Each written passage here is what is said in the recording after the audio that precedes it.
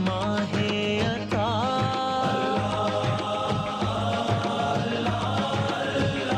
इस महीने में मख्फी है रब का पता, और वो अपने बंदों के दिल में मिला।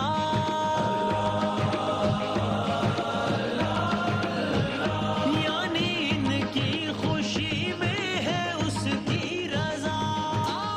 खुशामदीद कहते हैं आपको एक बार फिर। उलमा कराम हमारे साथ यहाँ तशरीफ़ फरमाए। क़िबला अल्लामा लियाक़त हुसैन नज़री साहब, अल्लामा इकराम हुसैन साहब, क़िबला मोहम्मद रज़ा दौदानी साहब और अल्लामा इस्माइल नूरानी साहब।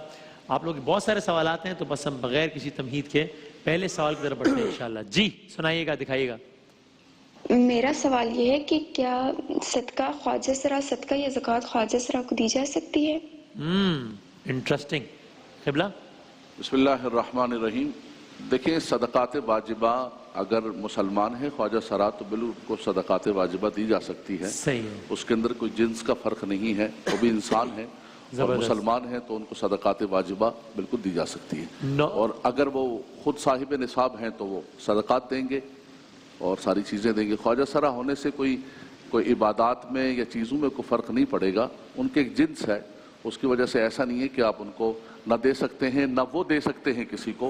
वो अगर साहिब निसाब हैं तो वो ज़कात अदा करेंगे, और वो अगर फ़कीर शरी है, मुसलमान है, तो सदक़ात वाजिबा भी उसको दी जा सकती है। इसमें यही है फ़िक़्ह जाफ़री का मसला भी। बिस्मिल्लाहिर्रहमानिर्रहीम। बुनियादी तौर पर जेंडर की बुनियाद पर तो कोई डिस्क्रिमिनेशन नहीं है। सही है। यानी अगर कोई शराइत अगर पूरी करते हैं तो बिल्कुल उनको दिया जा सकता है, कोई हर्ज नहीं। और वैसे ही एक ज़िमनी बात ये भी ज़रा स्पर्श कर दीजिए कि जेंडर की बुनियाद पर जब सदका देने के हवाले से डिस्क्रिमिनेशन नहीं है, तो जेंडर की बुनियाद पर उनके एहतराम के हवाले से डिस्क्रिमिनेशन तो बिल्कुल भी नहीं है। मजाक उड़ाना, जुमले कसना, कतन नहीं, बल्कि इंसाफ की बात यह है कि जिस तरीके से सूरह हुजरात की बाज़ आयतों के अंदर इस बात की तस्रीह मौजूद है कि एक दूसरे का मजाक मत उड़ाओ, रिडिक्यूल मत करो, एक दूसरे को तौहीन आमेज़ रिमार्क्स के ज़रिए से, सरकास्टिक रिमार्क्स के ज़रिए से डिग्रेड करने की कोशिश मत करो, तो उसके अंदर ये भी शामिल है। इसके अंदर बल्कि मैं आपसे अर्ज़ करूँ कि ज़ाहिर है वो मयारात डिस्कस करना शायद इस फोरम के ख़िलाफ़ हो, बल्कि फ़ुक़हा ने इस हवाले से चीज़ें बयान की हैं। अच्छा। कि ये किसी न किसी जेंडर के अंदर या मेल या फीमेल मुल्हक भी होंगे।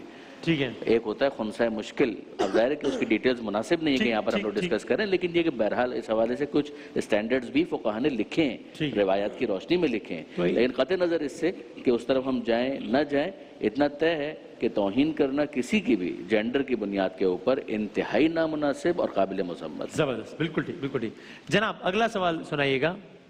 मेरा ये सवाल है कि हमारी ऑनलाइन क्लासेस होती हैं, ठीक है, तो हम अक्सर ऐसा होता है कि अगर मेरा कोई दोस्त आज नहीं आया तो मैंने उसका अकाउंट लॉगिन करके उसकी हिस्से की भी क्लास ले ली और उसकी अटेंडेंस लगवा ली। क्या कहना है? तो क्या ये भी झूठ और धोखे के ज़मरे में आएगा और इससे रोज़े पे कोई फर्क पड़ेगा?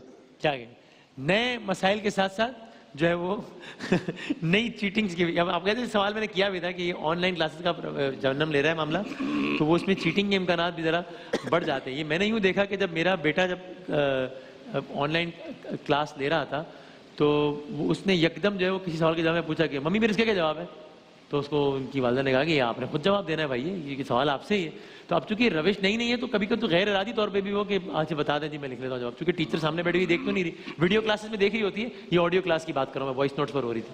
तो अब ये सवाल कीजिए, मेरा दोस्त नहीं आया तो मैं उसकी आईडी पे लॉगिन हो गया, तो चलो जी डिजिटल चीटिंग कहेंगे इसको क्या? औज़ु बिल्लाहि मिनश शैतानिर रजीम, बिस्मिल्लाहिर रहमानिर रहीम। ज़ाहिर सी बात है नित नए तजर्बात और मुशाहिदात होते हैं। ये लायक तहसीन बात है कि वो ये अमल करने से पहले दरियाफ्त कर रहे हैं कि आया ये मैं काम करूं या ना करूं, इस पर उन्हें ज़रूर अप्रिशिएट सवाल में इतनी वज़ाहत मुझे तो नहीं पाई, अमल करने से पहले पूछ रहे हैं बाद में, चले पूछते चले कम से कम लाइटर साइड कम से कम पूछ रहे हैं यही काफ़ी जी, कम से कम पूछ रहे हैं यही काफ़ी है। और जाहिर सी बात है कि ये धोखाधड़ी के मामले में आएगा, और अगर उन क्लासेस की कोई उन्होंने लिमिट रखी हुई है कि अगर 80% 70% से कम होगी तो फिर उसके बाद ये फाइन है या कोई एग्जामिनेशन के हवाले से कोई रिस्ट्रिक्शंस होंगी, और फिर उस लेवल को और उस एवरेज 80 को पूरा करने के लिए अगर इस तरह का काम किया जा रहा है तो फिर तो वो बहुत ज़्यादा नामुनासिब है। आपकी वाली बिल्कुल बात दुरुस्त है कि ऑनलाइन में अब चीटिंग के उनसर ज़्यादा एस्पेक्ट पाए जाते हैं।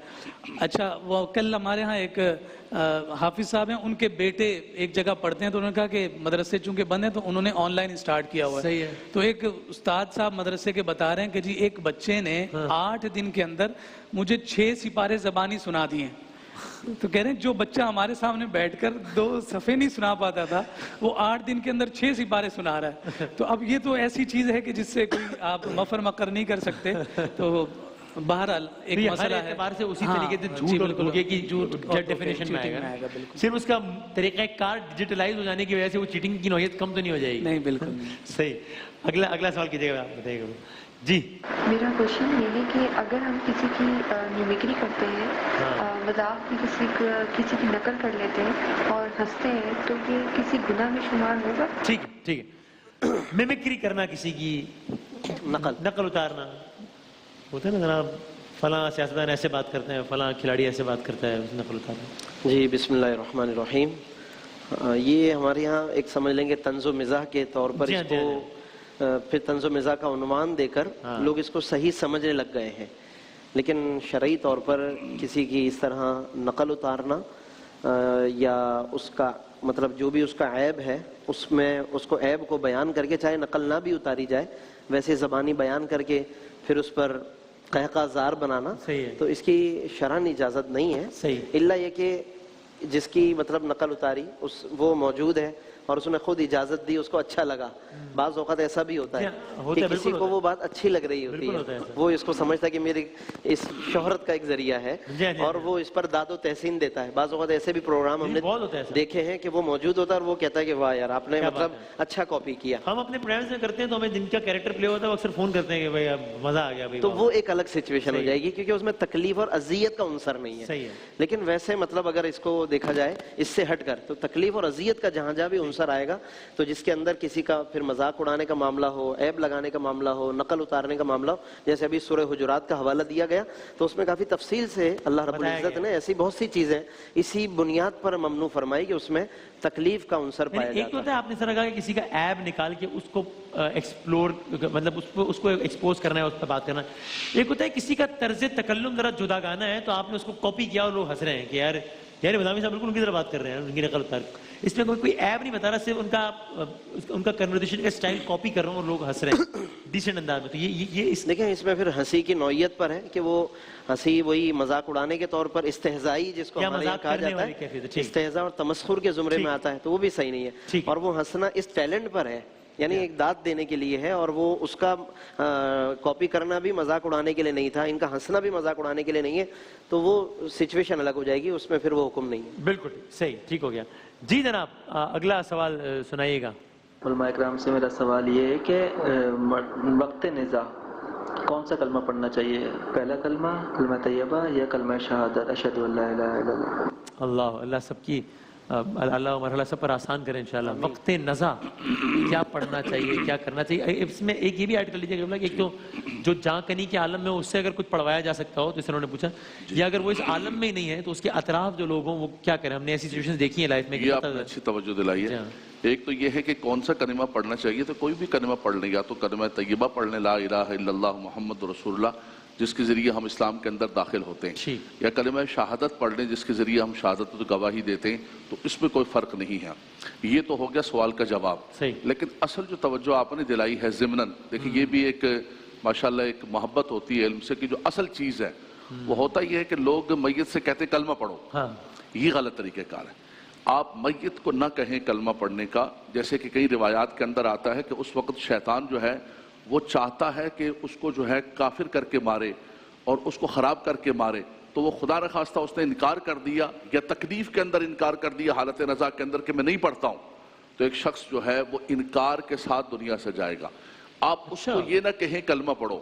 اس کے پاس ہمارے دیہاتوں کے اندر مجھے یاد ہے بچپن کے اندر کشمیر کے گاؤں میں ہمارے یہاں فوتگی ہوتی تھی تو لوگ جو ہے نا بیٹھ کے کلمہ پڑھتے, لا پڑھو لا, یہ کلمہ پڑھتے لا الہ الا اللہ. تو کلمہ ساتھ پڑھیں تو سن کے اللہ تبارک و تعالیٰ اس کو کلمہ پڑھنے کی توفیق عطا فرما دے. اس کو باقاعدہ طور پر یہ نہ کہے کہ تم کلمہ پڑھو, کلمے کا باقاعدہ نہ کہے, کلمہ پڑھتے رہیں گے تو انشاءاللہ تبارک و تعالیٰ کلمہ نصیب ہو جائے گا. دوسرا یہ ہے کہ یاسین شریف پڑھی جائے نزاع کی کیفیت میں, اللہ تبارک و تعالیٰ اس کی برکت سے اس کی جو تکالیف ہیں مشکلات ہیں ان کے لیے آسانی کا معاملہ فرما دے اور دنیا سے رخصت ہو جائے. اور ایک ضمن میں کہوں گا نوجوان نسل خاص طور پر سن رہی ہے کہ کئی گناہ زیادہ گناہوں کی جو سزا ہے وہ تو آخرت کے اندر ہوتی ہے, یہ دنیا دارالعمال ہے، آخرت دارالجزا ہے، لیکن کئی واقعات ایسے ملتے ہیں کہ ماں باپ کا جو نافرمان ہے اس کا جو ہے اس کی روح نہیں نکلتی ہے، اس کو تکلیف ہو رہی ہے، وہ دنیا سے کئی واقعات ایسے ملتے ہیں تاریخ کے اندر. تو اس لیے اگر کوئی چاہتا ہے کہ وہ جاتے ہوئے کلمہ پڑھتے ہوئے جائے، جاتے ہوئے آسانی کے ساتھ جائے، تو زندگی کے اندر اپنے ماں باپ کو راضی کر کے جاؤ. کئی واقعات ایسے ہیں کہ ماں باپ راضی ہوئے، اس کی روح نکلی، روح ہی نہیں نکل رہی تھی. تو اللہ تبارک و تعالی ہم سب کا خاتمہ ایمان پر فرمائے اور ایمان کے ساتھ اللہ تعالیٰ ایک بات آپ بتائیں کہ آپ کی گفتگو سے نکل رہا ہے تو پھر آپ سے ہی کر لوں، پھر آگے بڑھوں کہ اگر میت سے، ٹھیک ہے آپ نے کہا کہ ریکمینڈڈ ہے کہ اس سے نہ پڑھوایا جائے، لیکن اگر اسے پڑھوایا ہے اور اس نے اگر غلط پڑھ دیا ہے خدا نخواستہ یا اس نے انکار کر دیا، تو ظاہر ہے وہ اسے خاص کیفیت کی وجہ سے اس نے کہا ہے، یہ تو نہیں ہے کہ وہ دل سے ہی منکر ہو گیا حق سے. تو ان ایک کچھ الفاظ کی بظاہر غلط ادائیگی کی وجہ سے اس کا خاتمہ کفر پر ہو جائے گا؟ نہیں، غلط الفاظ تو چونکہ تکلیف میں وہ غلط الفاظ نکل سکتے ہیں، اس کی وجہ سے ہم کسی پر کفر کا اگر تکلیف کی وجہ سے کہتا ہے کہ میں نہیں پڑھا ابھی، تو یہ ناپسندیدہ بات ہے، لیکن وہ حق سے ہٹ جائے گا، کفر پر مرے گا وہ. جیسے کہ حضرت امام فخر الدین رازی رحمۃ اللہ تعالی علیہ کے بارے میں آتا ہے کہ ان کی جب نزع کا وقت آیا تو شیطان آ کر اللہ تبارک و تعالیٰ کی ذات کے بارے میں ان سے دلائل پوچھنے لگا. اچھا. شیطان اس وقت باقاعدہ طور پر حملہ آور ہوتا ہے کہ یہ زندگی اس کی ختم ہو رہی ہے، زندگی کے اندر یہ کتنا بڑا امام، کتنا بڑا مفسر، کتنے بڑے مقام پر تھا، لیکن اچھا ہر شخص سے اپنے اپنی کیٹیگری کے مطابق جن کے رتبے ہیں سوا جن کے رتبے، اچھا تو وہ شیطان خاص کوشش کرتا ہے کہ یہ ایمان لے کر نہ جائے. اس وقت وہ حملہ آور ہو رہا ہوتا ہے، ادھر سے آپ کہیں گے کلمہ پڑھو، اگر اس نے باقاعدہ انکار کر دیا، لفظ غلط لکھنے سے کچھ نہیں ہوتا، باقاعدہ انکار کر دیا تو یہ اس کے لیے مشکل ہو جائے. اچھا، آپ جعفریہ کے بھی حوالے سے بتا دیجئے. اس کے اندر جیسے کہ علامہ صاحب نے ارشاد فرمایا اور واقعاً بہت اچھا موعظہ بھی تھا، جوان نسل اس سے یقیناً نصیحت بھی حاصل کرے گی اور اپنے آپ کو امپروو کرے گی، خاص طور پر جو والدین اور والدہ کے حوالے سے ارشاد فرمایا. ہمارے یہاں بھی یہی ہے کہ جتنے بھی عقائد حقہ ہیں ان سب کی تلقین کی جائے، یعنی اس وقت جب کہ اس کا وقت آخر ہے، نزاع کا وقت ہے، اس وقت اس کو تلقین کی جائے. ایک تلقین انتقال کے بعد بھی ہوتی ہے جب قبر میں لٹا دیا جاتا ہے، لیکن نہیں، اس موقع پر بھی تلقین کی جائے، توحید کے بارے میں اسے کہا جائے، یعنی باقاعدہ سمجھایا جائے. دیکھو یاد رکھنا اللہ کے سوا کوئی معبود نہیں ہے، وہ وحدہ لا شریک ہے. اپنے پروردگار سے اچھا گمان رکھنا، تم ایک بہت اچھے میزبان کے پاس جا رہے ہو، یہ بات کی جائے، اس کو سمجھایا جائے. اور اسی دوران کیا ہی اچھا ہو کہ وہ بھی ان الفاظ کو اپنی زبان سے ادا کر دے.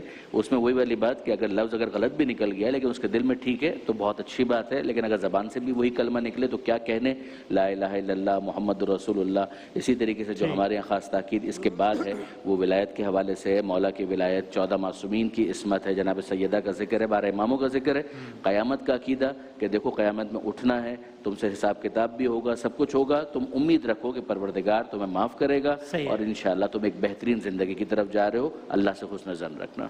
اور سورہ یاسین جس طریقے سے فرمایا تو کرسی، سورہ صافات، دوسرے بہت سارے سورے، قرآن مجید تو جتنا پڑھا جائے وہ یقیناً بہت مؤثر ہے. جی بالکل. جی آپ کچھ ایڈ کرنا چاہتے ہیں؟ اس کے اندر ایک چھوٹا سا اضافہ علامہ صاحب کے جواب میں ہی ایڈیشن ہے یہ کہ عام طور پر جب جیسے لوگ اس کو کہتے ہیں، جیسے علامہ صاحب نے فرمایا کہ کہنا نہیں چاہیے کہ مبادہ وہ اس کلمہ پڑھنے سے انحراف کرے یا انکار کرے، تو یہ جو انکار ہوتا ہے عام طور پر یہ اس کلمہ پڑھنے سے انکار ہے، اسلام سے انکار نہیں. یہ فرق ہے چھوٹا سا. ایک ہوتا ہے اسلام کو میں نہیں مانتا، تو ایسا تو کوئی جملہ اس وقت وہ کہتا بھی نہیں ہے عام طور پر، اور بس وہ یہ کہتا ہے کہ مجھے کلمہ نہیں پڑھنا. تو کلمہ نہ پڑھنے سے مطلب پڑھنے سے انکار کرنا، یہ بلکہ نارمل حالت میں بھی کوئی اگر کسی کو کہے نا کلمہ پڑھو اور وہ کہے میں نہیں پڑھتا تو ظاہر ہے یہ انکار ہے، اسلام نہیں ہے. تو اسی طرح حالت موت ہے، حالت نزا ہے، تو ایک کلمہ پڑھنے سے ڈینائی کرنا یہ انکار یا ارتداد نہیں آتا. لیکن علامہ صاحب کی بات بالکل صحیح ہے کہ وہ اصرار نہیں کرنا چاہیے، مل کے آپ پڑھتے رہیں تو اس سے اللہ تبارک و تعالیٰ آسانی فرما دیتا ہے اور وہ اللہ رب العالمین. اگر لیکن ایک جملہ بالفرض پھر بھی فرض کریں جاری نہیں ہوا تو لوگوں میں وہی کہ لو کلمہ ہی نصیب نہیں ہوا اس کو، لو بھائی کلمہ ہی، اس کا حساب پہلے اوپر بعد میں ہوگا، یہاں پہلے ہو جاتا ہے کہ یہ پکا جہنم میں گیا، کلمہ نہیں پڑھا. نہیں اس طرح نہ کریں. کسی کو یار اگر کلمہ نصیب نہیں ہوا نا اس کا مطلب یہ نہیں کہ وہ مسلمان نہیں ہے. وہ فرض کریں وینٹیلیٹر پر تھا، ہوش و حواس میں نہیں تھا، اسی طرح چلا گیا، یا وہی بات کہ کہا گیا مگر نہیں پڑھا اس نے، تو ہم آپس میں اس طرح ہم طے نہ کر لیں کہ جنت میں آنا ہے یا جہنم میں آنا ہے، اس طرح نہ کریں. کر لینے دیں جنہوں نے ہاں ان گناہوں سے ضرور بچیں جس کی طرف علامہ صاحب نے نشاندہی فرمائی. والدین کے حوالے سے ہے، شراب نوشی کے حوالے سے آتا ہے تو اس کے لیے کلمہ جاری ہونا مشکل ہو جاتا ہے، اس سے بھی بچنا چاہیے. جس نے لوگوں کو بہت اذیتیں دی ہیں، نمازیں جس نے پابندی سے جو ترک کرتا رہا نمازیں جان بوجھ کر، تو امام جلال الدین سیوطی رحمۃ اللہ علیہ نے ترتیب سے بہت سے ایسے اعمال گنائے.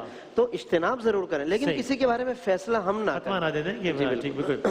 اور علامہ اکرام صاحب ایک بظاہر ایسا لگتا ہے جو سنا ہے ایسے کہ جو جاں کنی کا عالم ہوتا ہے، جو روح نکلنے کا، روح قبض ہونے کا، وہ بہت ہی سخت تکلیف دہ مرحلہ ہوتا ہے. اور بظاہر ایسا لگتا ہے، مجھے آپ ایجوکیٹ کیجیے گا کہ اس مرحلے سے سب نے ہی گزرنا ہے. تو ایک سوال ذہن میں آتا ہے کہ اس میں پھر مطلب کوئی عابد ہو یا زاہد ہو یا مطلب کیا پھر یہ ایک ہی معاملہ ہے سب کے لیے، کیا ہے؟ بسم اللہ الرحمن الرحیم. دیکھیے اس اعتبار سے بہت سارے فرامین ہمیں ملتے ہیں. جس کی زندگی جتنی ہی اللہ رب العزت کی عبادت، بندگی، اطاعت، فرما برداری میں گزری ہے تو اس کی جو موت کے مراحل ہیں رب ذوالجلال اس موت کے مراحل کو آسان فرما دیتا ہے اور لوگوں کے لیے بھی قابل رشک فرما دیتا ہے. اور جیسا کہ ان اعمال کی آپ سے یہ بات کر رہا ہوں، اس طرح کے واقعات بھی ہمیں ملتے ہیں کیونکہ میں نے ایسے واقعات بہت سنے کہ جب بڑی شدید تکلیف میں کوئی گیا، لیکن ایسے میری کم علمی کم دیکھی میں نے کہ کیا سکون سے چلا گیا. جی بالکل بہت سارے واقعات ہیں. اور بالکل علامہ حسن حقانی صاحب رحمۃ اللہ تعالی علیہ تقریباً ہم سب کے استاد ہیں، ان کے صاحبزادے مظفر بھائی وہ رات میں سوئے ہیں سکون سے، بالکل رات میں اچھے خاصے کھیلتے اور صبح اٹھے نہیں ہیں، کچھ بھی نہیں تھا. وقت کس کیفیت سے گزرا کوئی بھی آدمی، میں ان کی بات نہیں کر رہا، وہ تو ہمیں نہیں معلوم کہ نہیں وہ معلوم ظاہر سی بات ہے کہ اگر وہ ایسی اذیت ہے اور جان کنی کی ایسی اذیت ہے تو کم از کم جو ساتھ سونے والے ہیں ان کو تو معلوم ہونا چاہیے نا، ان کو تو پتہ چل جائے کہ اس پر کوئی کیفیت طاری ہو رہی،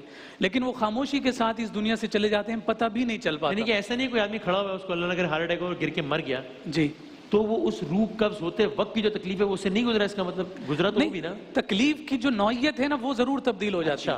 تکلیف کی جو نوعیت ہے وہ تبدیل ہو جاتی ہے. ایک تو یہ ہے کہ وہ تکلیف اس قدر زیادہ تھی کہ وہ آپ پر مسلط ہو گئی اور آپ اسے برداشت نہیں کر پا رہے اور اس پر واویلا ہے. اور ایک یہ ہے کہ اللہ تعالیٰ تکلیف دے رہا ہے لیکن اس میں طاقت بھی پیدا فرما دی ہے کہ وہ آپ کو محسوس ہی نہیں ہو رہی.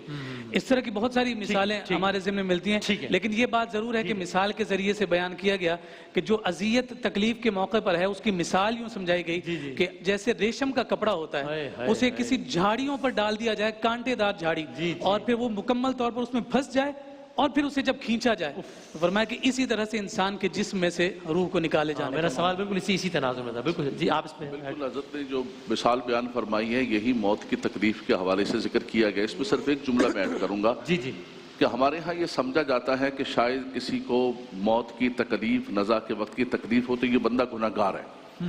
ایسا نہیں ہے.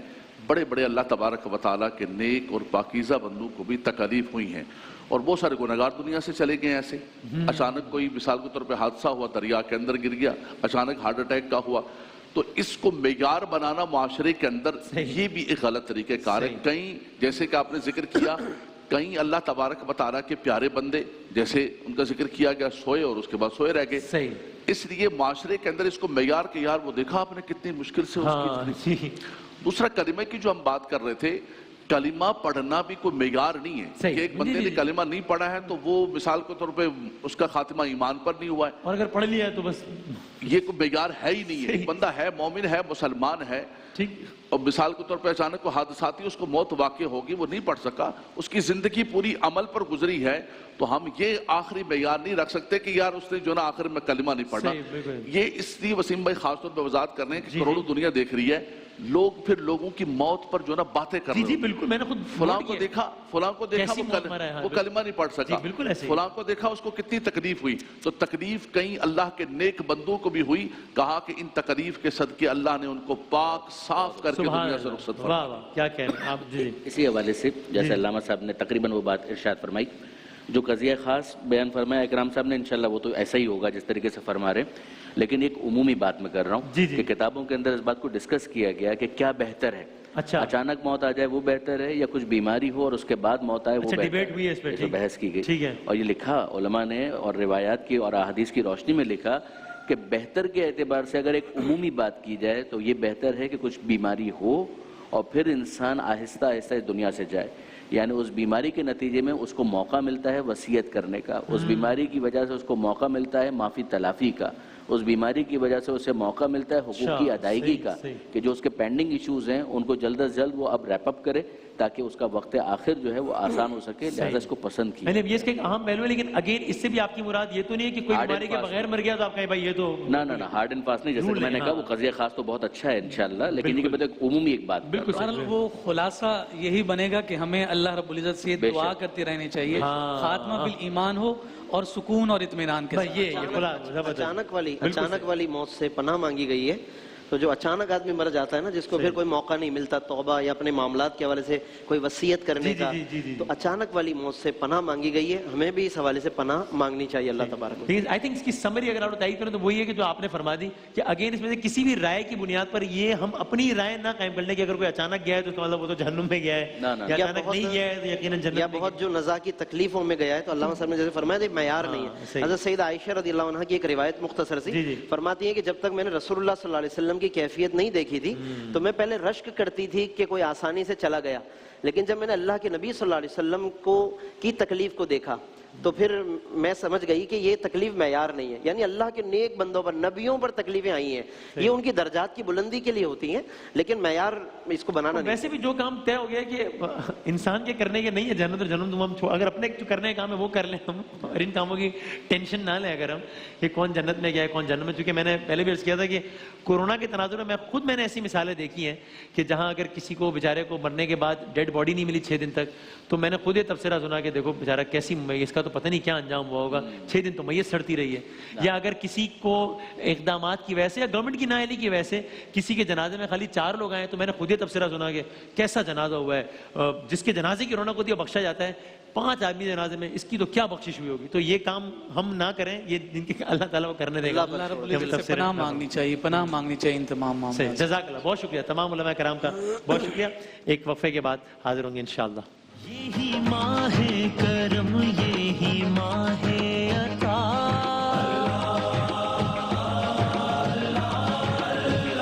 اس مہینے میں مخفی ہے رب کا پتہ، اور وہ اپنے بندوں